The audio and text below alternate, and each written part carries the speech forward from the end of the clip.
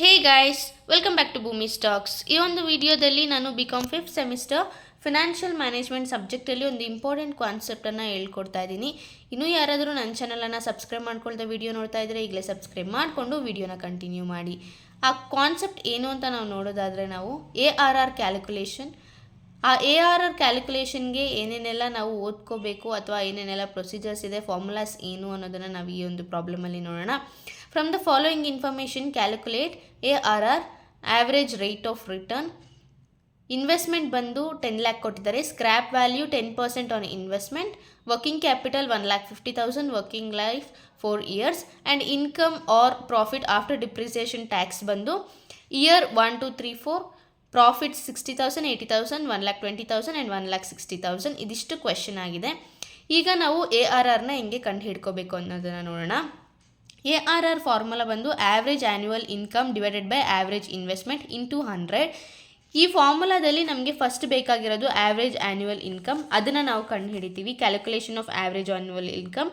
ಇದಕ್ಕೆ ನಮಗೆ ಫಾರ್ಮುಲಾ ಬಂದು average annual income is equal to total profit after tax divided by number of years. Total profit ಎಷ್ಟು ಅಂತಂದರೆ ಈ ಪ್ರಾಫಿಟ್ನೆಲ್ಲ ಆ್ಯಡ್ ಮಾಡಬೇಕು. 60,000, 80,000, 1,20,000 ಆ್ಯಂಡ್ 1,60,000ನ ಆ್ಯಡ್ ಮಾಡಿದ್ರೆ 4,20,000 ಆನ್ಸರ್ ಬರುತ್ತೆ. Divided by number of years. Number of years ಬಂದು 4 years ಕೊಟ್ಟಿದ್ದಾರೆ ಕ್ವಶನಲ್ಲಿ. ಆ 4 years ನಾವಿಲ್ಲಿ ಬರ್ಕೋತೀವಿ. ಆ್ಯಂಡ್ ಆನ್ಸರ್ ಬಂದು 1,05,000 ಬಂದು ಆನ್ಸರ್ ಆಗಿರುತ್ತೆ. ಇದು ಆ್ಯಾವ್ರೇಜ್ ಆ್ಯನ್ಯುವಲ್ ಇನ್ಕಮ್ ಆಗಿದೆ. ನೆಕ್ಸ್ಟ್ ಬಂದು ಆ್ಯಾವ್ರೇಜ್ ಇನ್ವೆಸ್ಟ್ಮೆಂಟ್ಗೆ ಫಾರ್ಮುಲಾ ಏನು ಅಂತ ನಾವು ನೋಡೋದಾದರೆ, ಇಫ್ ಇನ್ ಕೇಸ್ ಕ್ವೆಶನಲ್ಲಿ ಬಂದು ವರ್ಕಿಂಗ್ ಕ್ಯಾಪಿಟಲ್ ಕೊಟ್ಟಿಲ್ಲ, ಸ್ಕ್ರ್ಯಾಪ್ ವ್ಯಾಲ್ಯೂ ಇವೆರಡು ಕೊಟ್ಟಿಲ್ಲ ಅಂತಂದರೆ ನಾವು ಡೈರೆಕ್ಟಾಗಿ average investment is equal to original investment minus scrap divided by 2 ಮಾಡ್ಕೋಬೋದು. ಇಫ್ ಇನ್ ಕೇಸ್ ಕ್ವೆಶನಲ್ಲಿ ವರ್ಕಿಂಗ್ ಕ್ಯಾಪಿಟಲ್ ಮತ್ತು ಸ್ಕ್ರ್ಯಾಪ್ ಎರಡೂ ಕೊಟ್ಟಿದ್ದರೆ ಯಾವ ರೀತಿ ಮಾಡೋದು, ಆ್ಯಂಡ್ ಫಾರ್ಮುಲಾ ಇದೇ ಇರುತ್ತೆ. ಈ ಎರಡು ಥಿಂಗ್ಸ್ ಇರಲ್ಲ ಅಷ್ಟೇ, ವರ್ಕಿಂಗ್ ಕ್ಯಾಪಿಟಲ್ ಮತ್ತು ಸ್ಕ್ರ್ಯಾಪ್ ವ್ಯಾಲ್ಯೂ ಕೊಟ್ಟಿಲ್ಲ ಅಂತಂದರೆ. ಏನು ಈ ಒಂದು ಫಾರ್ಮುಲಾ ಅಂತ ನೋಡೋದಾದರೆ original investment minus scrap divided by 2 plus working capital plus scrap.